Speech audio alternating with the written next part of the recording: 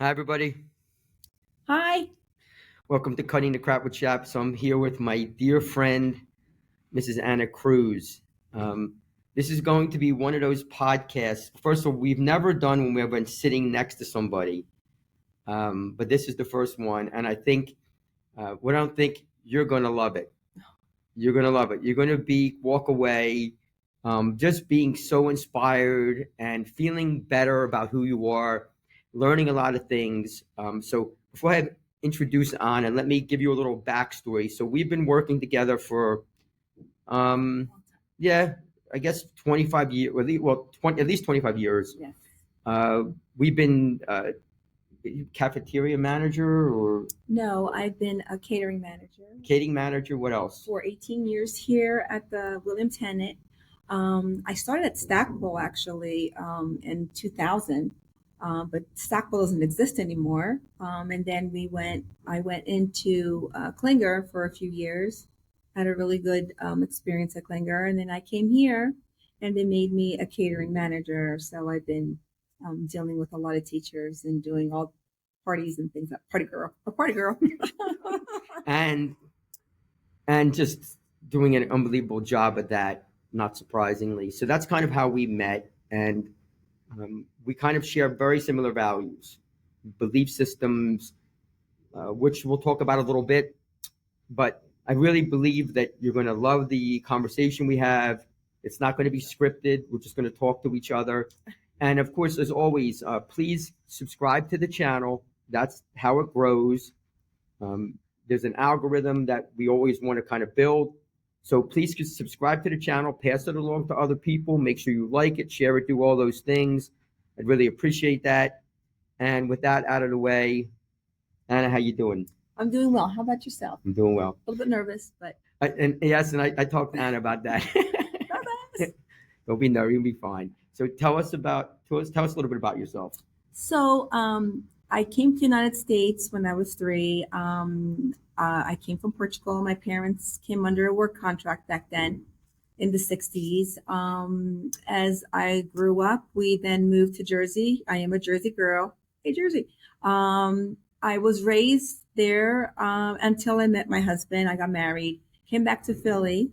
We had three children. I have twins that are 38, and I have a son, two girls, and I have a son that is 33, and I have four grandchildren. I have two girls, two boys.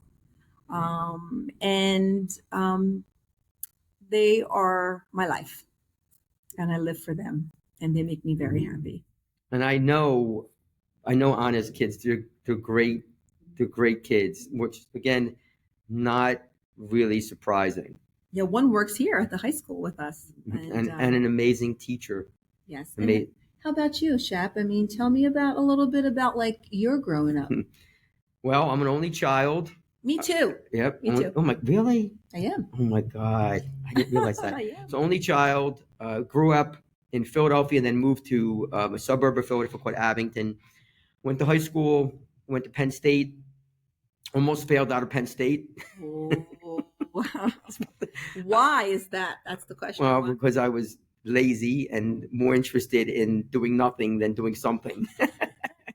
But then got it together, and then have been, done a lot of things. Been still a personal trainer. Been a teacher for 36 and a half years. Husband, father of two kids, two dogs. Just very grateful for a lot of things in my life. Why did you become a teacher? Well, I don't want to get too deep into it because I think it'll be long. But bottom line is I loved exercise as a kid. Was an exercise person. And when I graduated high school, my father wanted me to go into business, and I didn't really know anything else back then. So I was like, okay, I'll do that. And some people know the story, but the bottom line is at the end of my freshman year at Penn State, I was sitting in a lecture hall, and the professor, lecture hall at Penn State with 400 people. The teacher didn't know who you were. Exactly. There's too many people. Right, too many people. So I couldn't understand the professor, and I was sitting up, and my friends and I were just talking about people we were dating. And all of a sudden, the professor says like supply and demand curves. And I've told this story so many times, and I turned to my buddy and I said, yo, I'm going to be a gym teacher. And he says to me, he says, can I be there when you tell your dad? So I guess your dad didn't want you to. he didn't want me to be a gym Yes. teacher. So that's a whole nother thing. But it was really just something I had a really, really great teacher in college, Mrs. Gold, who I wrote about in my book. Just unbelievable teacher. I had a really good Spanish teacher in high school. And I thought, listen, if I could teach exercise to kids, something I'm passionate about, why not do it? Exactly. You know? Well, So. I want to tell you a little. I was a teacher 100 years ago.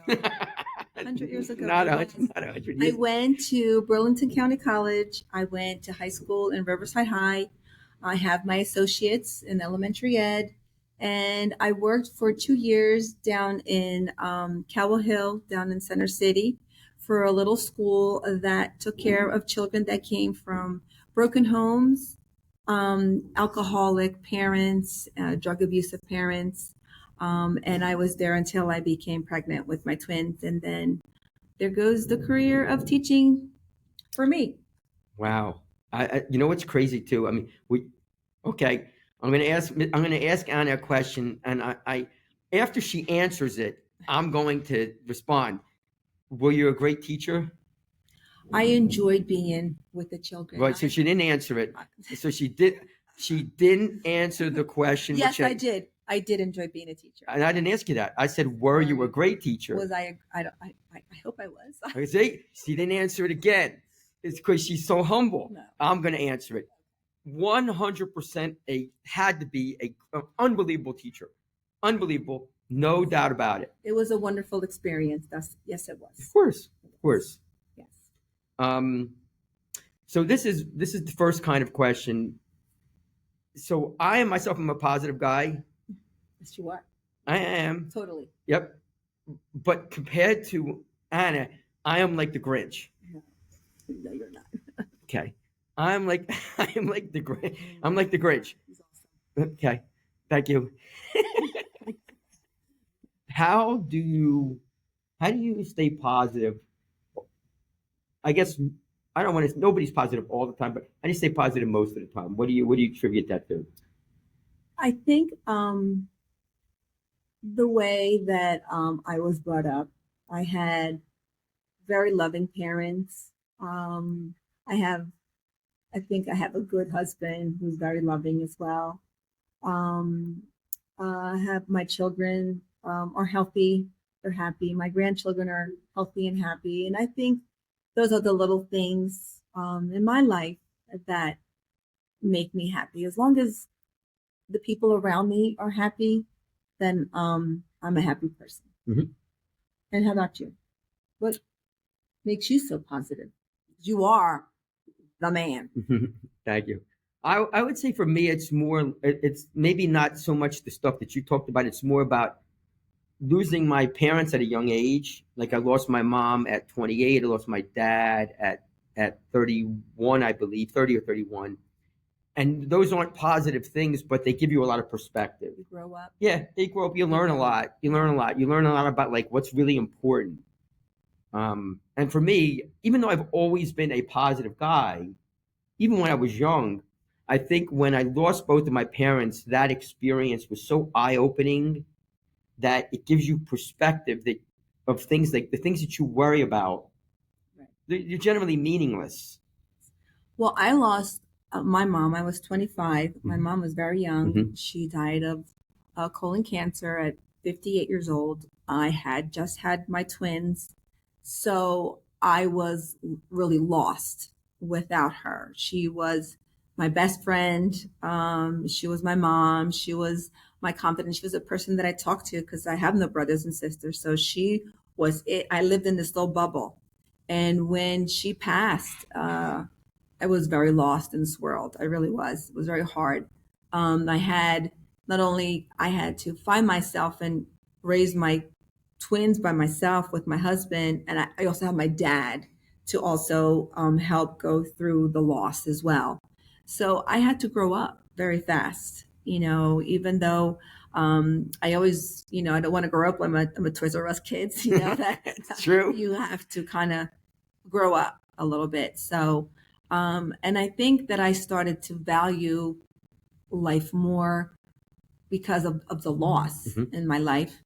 And then I had my daddy to always kind of help him through not only the loss but being alone. And he became a big part of my family because he started to live with us, and he was a very independent man.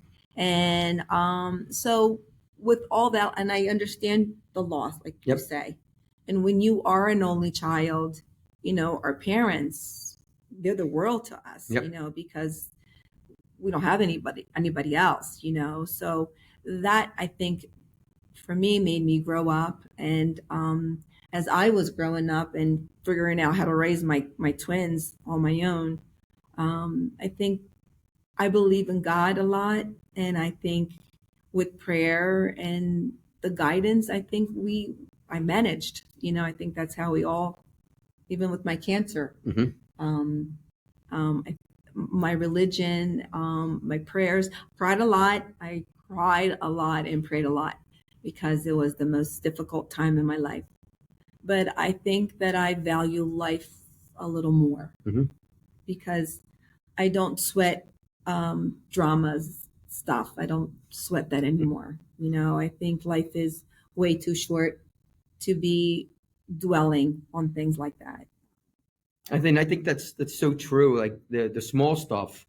I remember just being young, and even though I was positive, I think about some of the stuff I'd get upset about, which really, in the grand scheme of things, was like a nothing, like a Correct. nothing thing. And when you go through loss, um, people who haven't lost somebody, you know, it not only gives you perspective, you tend to see things in a different light. Right.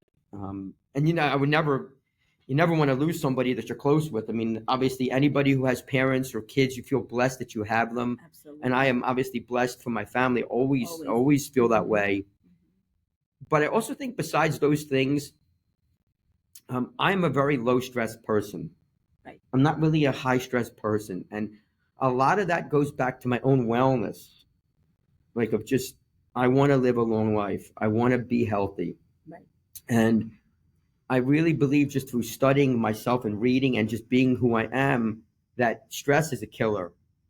It's a killer. There's so much data behind it, and if I can avoid stress by being a happier, healthier person, True. I believe in then that. that's what I'm going to do.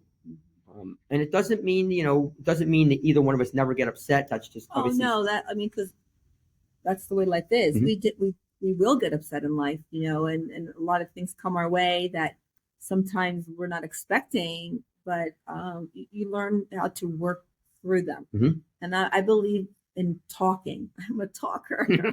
We both are. Well, hello, we could be here for hours, if you go cut this. But I believe, to me, talking is the way of everything. I think, and just I think I treat people the way that I think that I would want to be treated. And I love people. I love to be alive, to be, because I had such a scare in my life that I'm happy to be here.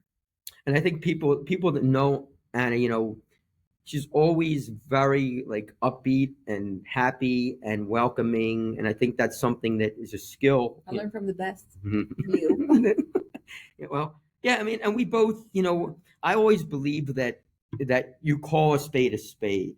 Like if Anna says to me, you're really positive, I could poo-poo that and say no, I'm not, but I'd be lying. I am a really positive person, but also so is she. And I think you want to own. I always say own your greatness. I really believe that. I think if you do something well, you are really positive. Wouldn't you say that's true? I mean, I don't see myself like that. I think other people see that, but like I just think I'm just a normal person. Right. But if other people always see you as that way, doesn't that make it true? I mean, in a way, I guess. I mean, if everybody is saying this person's this way, Yeah, and you're right. You just see yourself as a normal person, right? I Which know. I do as well. Right. But that doesn't mean that you don't have those traits. Right. Oh, that's. I guess you're right. I mean, we all have those certain traits that we have. And I mean, I think a lot of it just comes down to, you know, making a difference in people's lives, right? Right. And making a difference. And those things happen through like small things that you do every day, Right. Whatever they are, saying hi, good morning, Yes. Yes. being kind, asking people if they need anything, giving a compliment. Right. Um, well, for those who don't know, you going yet? Well, that's what I think is so hard for me retiring is because I love my job, Mhm. number one, and I love to be with the kids, and I love the staff members Mhm. that I have built friendships, through 25 years. You build friendships, and I think like waking up every day is a blessing right there, and then coming in and you say hello to these kids every day, and you get a lot of feedback from them as well. So it's I think it goes from each other, like it's like how you come across, Mhm. and I like to see them smile. And it's like, I think a smile doesn't hurt anybody, like a good morning or something. That's it. Why not? I love that point because I say that to kids a lot. Like if you say good morning or you say hello or you shake hands or whatever it is, you're not hurting anybody. No, I mean, it's true that somebody might not get better from it, exactly. but you're not hurting them. No. That's like something we talk about so much. Like when you say good morning or hello or give a compliment or something, nobody's going to say, "Oh my God, I can't believe you said hello to that person," right? Yes. Like no, it doesn't make any sense, and No. nobody's going to say that. So Exactly. it's those little things, and that kind of like is like, how does it feel? I mean, how do you think it's going to feel to be retired? I know. See, that's a big question. Yeah. Like you have such a routine every day. Yes. Of getting up, doing your thing, coming in, doing your job. Um, and then I don't know how that's going to be when it's like right now I feel like I'm going on summer vacation. Mhm. Yes. Because Yes, that's it. Yes. That's so true. Oh, we're going to, yay, school's out for the summer. Yes. But then comes September or August, because we start in August. It's like I'm going to feel like, oh my God, like now what? That's now what? That's so true. That's a great point. Yeah. Yeah.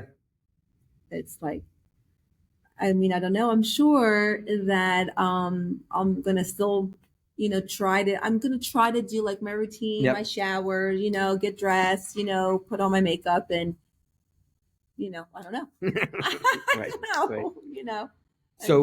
So one of the things I asked Anna to be on here just so we could just have a talk, but also one of the goals of every podcast is really to kind of get people thinking and inspired. Come away like, I don't know, being inspired by something that either I say or a guest says or both of us. And for those who don't know, Anna is a cancer survivor, and I remember when she got it, and I was like, for any person here, you would never have known that she had it ever, which is stunning.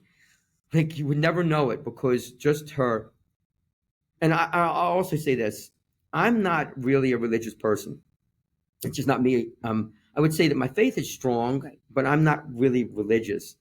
And I think about like how much praying you had to do and what you did, but at the end, like, how did you deal with cancer? How did you survive it? And what advice would you give to people who maybe know somebody with it or have it themselves? So it was like a bit, it was a shock for me to find out. I mean, I found it myself. Mhm.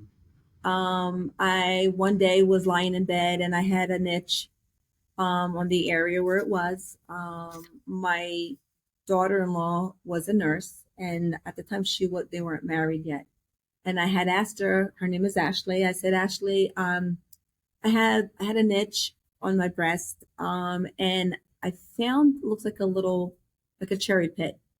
And she told me go to the doctors. The next day, I was able to get an appointment, and from then on, it was just boom, boom, boom that it was cancer, It was stage 2. Had to do a chemo, had to do radiation. It was a tough road, but I had a lumpectomy like a week before junior prom. And at junior prom, I was there. I did the catering for junior prom. Of course. I was all wrapped up. I wasn't allowed to lift or anything like that. But I told my doctor, I need to be at prom, junior prom. I need to go. He said, you can go, but just remember you cannot lift anything. So, but I think working and coming in every day, even though like some days were really shitty and I felt horrible, but I was here, and I think just being around the kids and being around the staff and my family was a big help as well. I think getting up and going to work kind of just made me feel a little better of just being out there, not being home and dwelling. Oh my God, I have cancer. Yeah, right. Oh my God, I have cancer. Right. So I think that's one part of me that said I need to just go to work, and if I know somebody that is going through cancer, I do reach out. I have a few friends that right now are going through some cancer issues, and I call. And I mean, I don't want to be like a pain in the neck, but I always say that I'm there if they need me, if they want to talk. I mean, it's that's all a person can do is just give that phone call and let them know that you're there thinking about them. Being supportive. You try to support each other. Yeah. And I remember I remember Anna going through, and I was like, man, I don't know many people who could stay so upbeat while going through something so difficult. And I mean, it's just crazy, but I remember when my father died of cancer. And I remember when he got it. And I don't know, like he got it, and then it went to remission. Okay. And then it came back. And I remember even through his cancer, he just was so freaking positive. Right. It's like crazy, like just unbelievably positive. I don't know how he did it, but like just was able to keep going and really, just get through it in a positive way. Exactly. So it's been 8 years since that I'm. Is it that long? Yeah, Oh 8 years God, of remission. 8 years. So, and I think just every year getting your mammogram and hearing that you're okay is such a relief for me.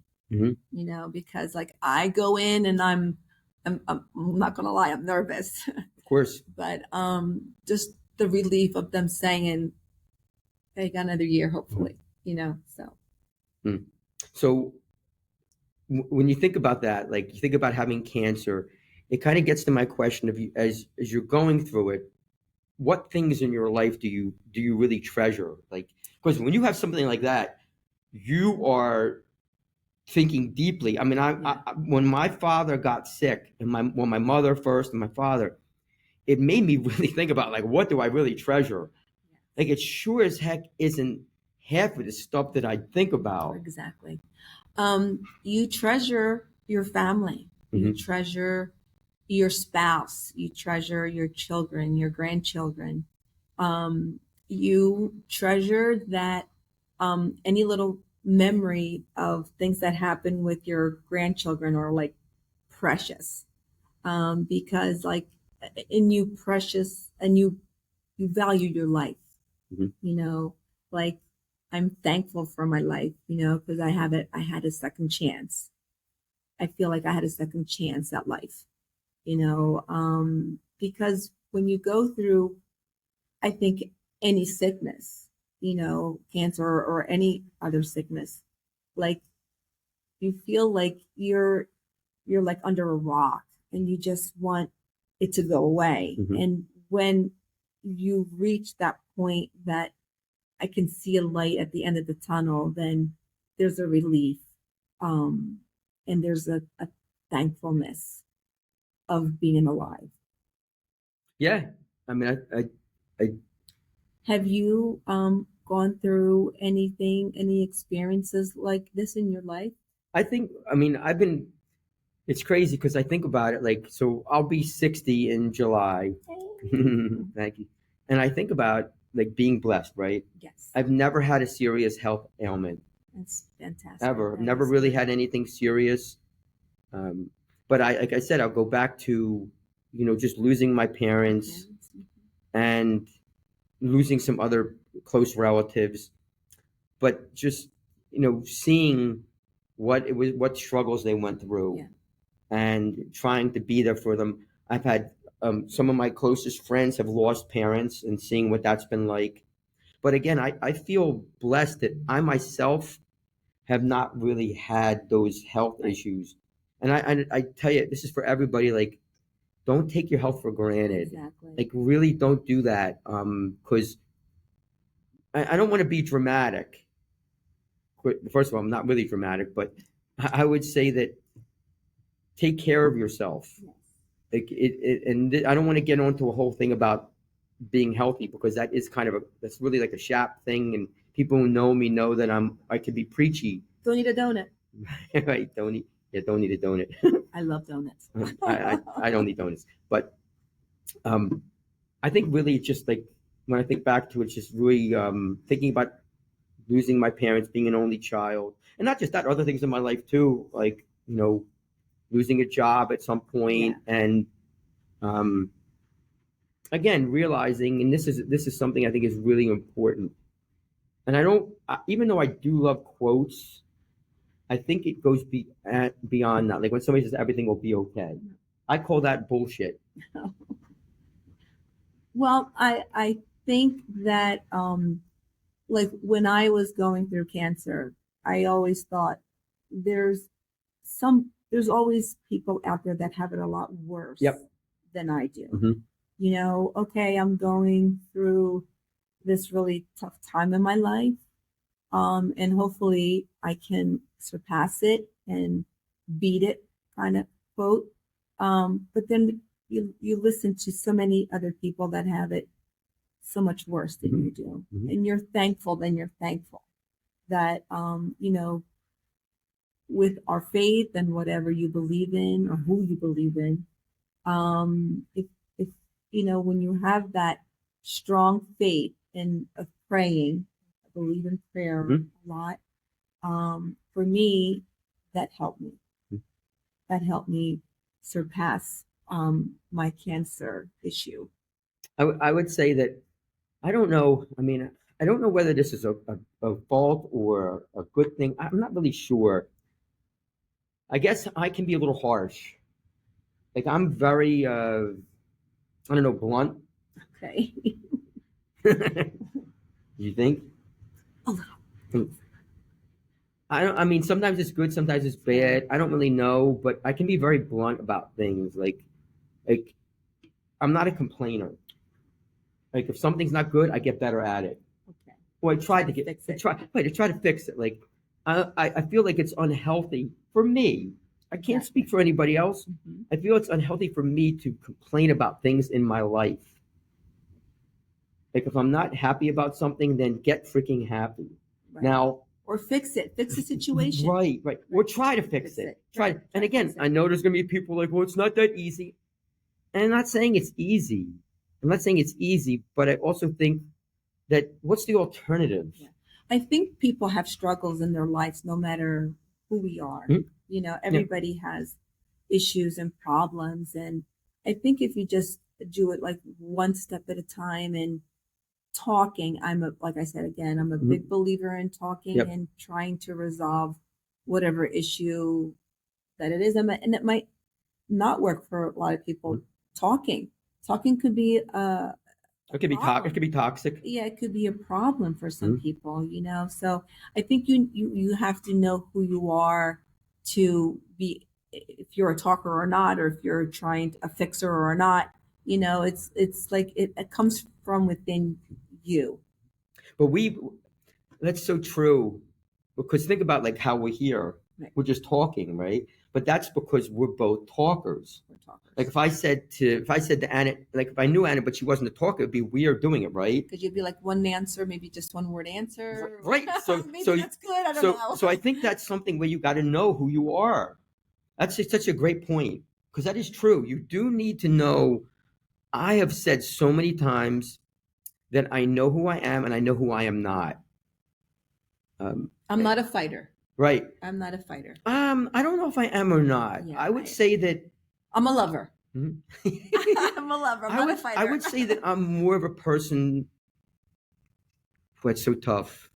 I don't know how I'd answer that. Yeah. I would say I'm somebody who stands up for what they believe in. Yeah, I don't like confrontation. Right.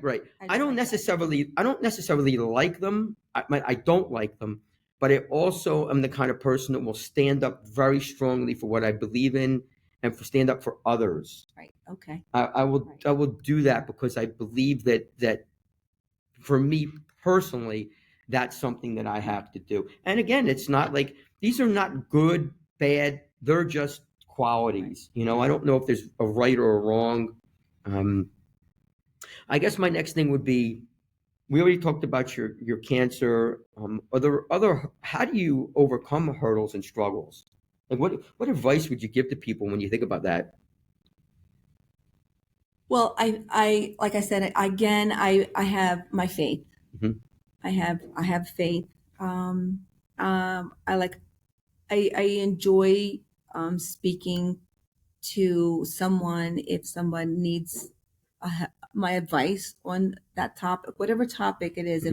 If I have an opinion, I'll try to relate to whoever is asking me for opinions. I mean, I just like life. I like to be happy. Mm-hmm. And it's funny you say that, because you are the kind of person who, I think one of the main differences in us is, I do believe we are both very positive, but you're definitely a lot more compassionate than I am. And I'm not saying because I'm a woman, maybe. Yeah, maybe. I mean, I would say that's probably true. I mean, I would say that I'm not saying I'm not compassionate. I think I am. You're a loving man. Well, yeah, but I'm much more. I'm much more like in your face, like. And I'm not. I'm a little shyer in Right. in that aspect. I'm like, I know people say shy. Oh my God, no, she's not shy. I am a little shy. Well, yeah, like if like you're very nurturing. Right. I'm not. I'm not. I'm not. I'm not as nurturing. I would feed anybody if I Right. if I could. I would feed the world. Right. You know. Right. I'm not quite as nurturing. Yeah. I mean, I think so this is, I'm putting you on the spot here. Oh boy. Okay. So we're not quite at the end. I have a couple questions, and then you can ask me any questions you want. Okay. So, what are 5 tips that you would say that everyone should try to do? 5 tips. Or ideas or thoughts or whatever you want to put into them. I think that you have to love your life a little bit. It doesn't take much for me to make me happy. Show a little kindness, show a little love. Like I love to smile. You do. You do always smiling. I love smiling. I've never seen Anna frown. Well, there's times, What, because, like once in a million? Like I'm human, there are situations. Never seen Anna frown. I'm behind my closed doors, my little corner, I have my moments. But I just think just enjoy life as much as you can. Mm-hmm. Life is so short. I have lost so many close friends young in age that sometimes you wonder they're gone and they don't have this opportunity to enjoy life a little bit, and hopefully by retiring I can enjoy a little bit of life. I can like to go traveling somewhere, and how about you? What do you want to do in your retirement? Like, what's your plan? Well, So in my situation, I really don't. I know I'm going to get a whole bunch of crap for this. I really don't feel like I'm retiring. Um, I feel like I'm retiring from being in the classroom, Okay. but I don't feel like I'm retiring from necessarily working with people and helping kids and helping others, because I feel like I'm still coaching. Right. I'm hoping to mentor. So I feel like, yes, the term retirement to me is not a word that I generally use for myself. And it's not like, again, it's not a good or bad thing. I just don't generally use that word. Right. Um, and as for like 5 things that I think about, Yes. I mean, one I say would be hopeful.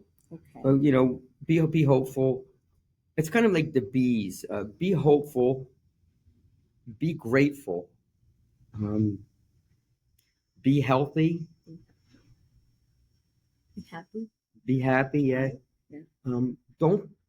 Don't be afraid to put yourself out there. Um, and I'll even go back to before we got on. Were you nervous? Today? Yeah. Yes. Are you nervous now? No. Right. So before we got on, like, I mean, I've been doing this, so I'm not nervous because I've been doing it. You've been doing it. Been doing, but you would never know that you were nervous. Right. Okay. I was. But Very nervous. put yourself out there. I really believe that that is so critical in life, and this is for any age. It's any age, no matter what age you are. I think putting yourself out there is critical, for a lot of reasons, and maybe we'll talk about that in another podcast about why that's important. And I guess my fifth one would, um, don't be perfect. Yeah, nobody's perfect. Like, don't be perfect. Yeah, Don't try to be perfect. Try instead to just be your best self, the best self. Right. and accept that sometimes things are going to go great and sometimes they're not. Right. And yeah, I mean, I don't know. I think, or like, I see retirement like as like another chapter. Yeah, exactly. Mm-hmm. I think that this chapter in my life here at the high school and is going to end, Mm-hmm. because there's going to be no more. But I'm hoping that there'll be another chapter in my life, Mm-hmm. that hopefully I can enjoy a little bit of life and be free. I don't have to wake up like at 4:30 in the morning like I do every day, and maybe settle down a little bit more, because we're always in a rush. And maybe with the retirement, we can relax and maybe and look around our life. It's funny, you've said this a couple times, but it's interesting.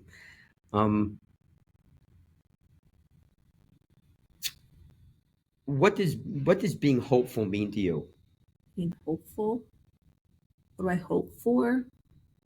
I hope for a healthy life, not just for me, but for my family, my friends. I want everybody to be happy in their life, try to be at least.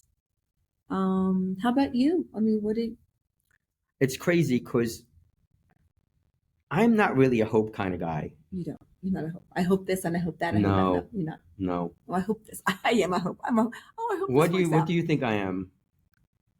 You're a realist? So I'm not really a hope kind of person. What do you think I am? I don't know, loving person? Okay.